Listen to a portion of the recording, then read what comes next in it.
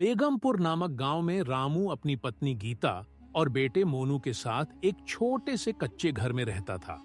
रामू पेशे से एक गरीब किसान था जो अपनी 2 बीघा जमीन पर खेती करके किसी तरह अपने परिवार का गुजारा करता था।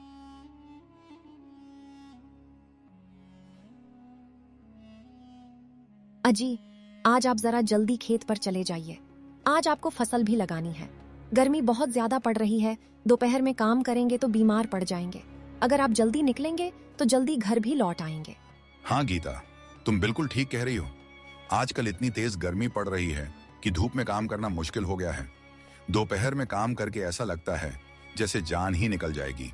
ऊपर से अभी तक बारिश भी नहीं हुई। अब फसल को पानी कहाँ से लगाऊं?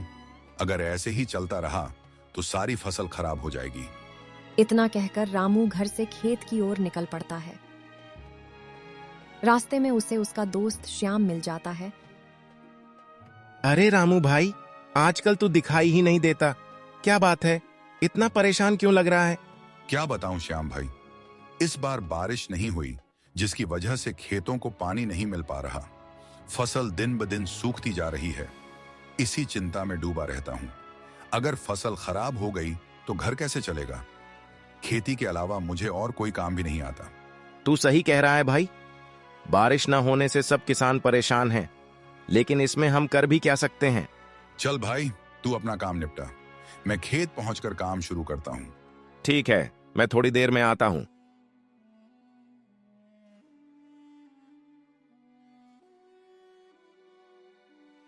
कुछ घंटों में रामू खेत का काम पूरा कर लेता है। काम तो हो गया। अब सबसे बड़ी परेशानी पानी की है। एक काम करता हूं, आसपास कोई कुआं ढूंढता हूं। क्या पता कहीं कोई पुराना कुआं मिल जाए। थोड़ी देर बाद जंगल के बीच उसे एक पुराना कुआं दिखाई देता है। लगता है यह कुआं बहुत साल पुराना है। चलो इसका पानी निकाल कर देखता हूं। जैसे ही वो आगे बढ़ने लगा, अरे रुक जाओ, तुम इस कुएं का पानी नहीं ले सकते। ये मेरा कुआं है। सेठ जी, अगर यह आपका कुआं है तो मुझे थोड़े नहीं, बहुत पानी की जरूरत है। मुझे अपने खेतों में सिंचाई करनी है। क्या मैं आपके कुएं से पानी ले सकता हूं? मैं तुम्हें पानी क्यों दूं? क्या पानी मुफ्त में बांट रहा है? अगर पानी चाहिए तो यह कुआं खरीद लो। सेठ जी, मुझे कुआं नहीं चाहिए, बस एक दिन के लिए पानी चाहिए। आप कुआं किराए पर दे दीजिए, मैं पूरा पैसा दे दूंगा। नहीं, मैं कुआं किराए पर नहीं देता। लेना है तो पूरा कुआं खरीदो, वरना यहां से चले जाओ। रामू सोच में पड़ जाता है। अगर यह कुआं खरीद लिया तो बारिश का इंतजार नहीं करना पड़ेगा। कुआं खेत के पास भी है, सिंचाई आसान हो जाएगी। सेठ जी, इस कुएं की कीमत क्या है? तुम मुझे सीधे साधे आदमी लगते हो, इसलिए सिर्फ 4,000 रुपये में दे दूंगा। 4,000? इतने पैसे तो मेरे पास नहीं है। 3,000 रुपये दे सकता हूँ। ठीक है, 3,000 में सौदा पक्का। पैसे कब दोगे? 3 दिन का समय दीजिए, तीसरे दिन पैसे लेकर आ जाऊंगा। रामू घर लौट आता है और सारी बात अपनी बीवी को बता देता है।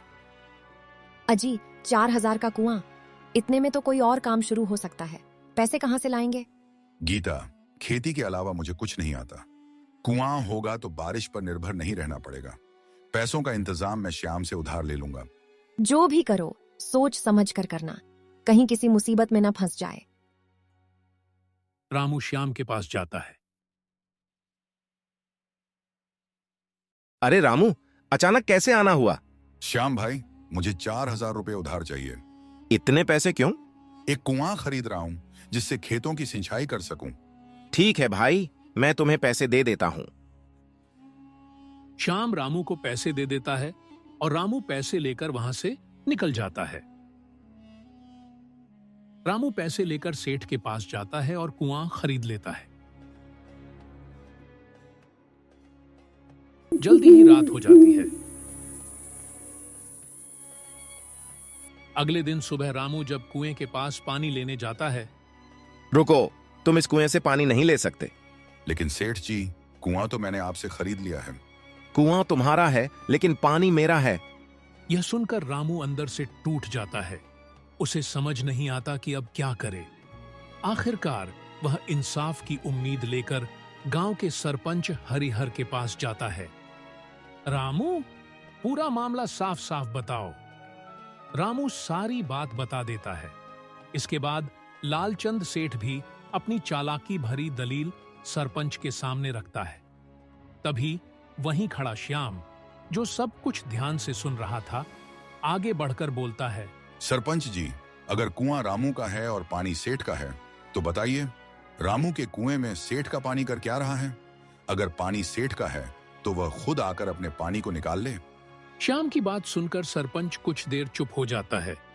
गांव वाले भी आपस में कानाफूसी करने लगते हैं। फिर सरपंच फैसला सुनाता है। श्याम बिल्कुल सही कह रहा है। लालचंद सेठ, जब कुआं रामू का है तो पानी भी उसी का होगा। अब से कुआं और पानी दोनों रामू के हैं। यह सुनते ही लालचंद सेठ अपने ही जाल में फंस जाता है।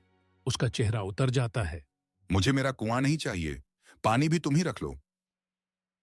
इंसाफ मिलते ही रामू की आंखों में खुशी के आंसू आ जाते हैं।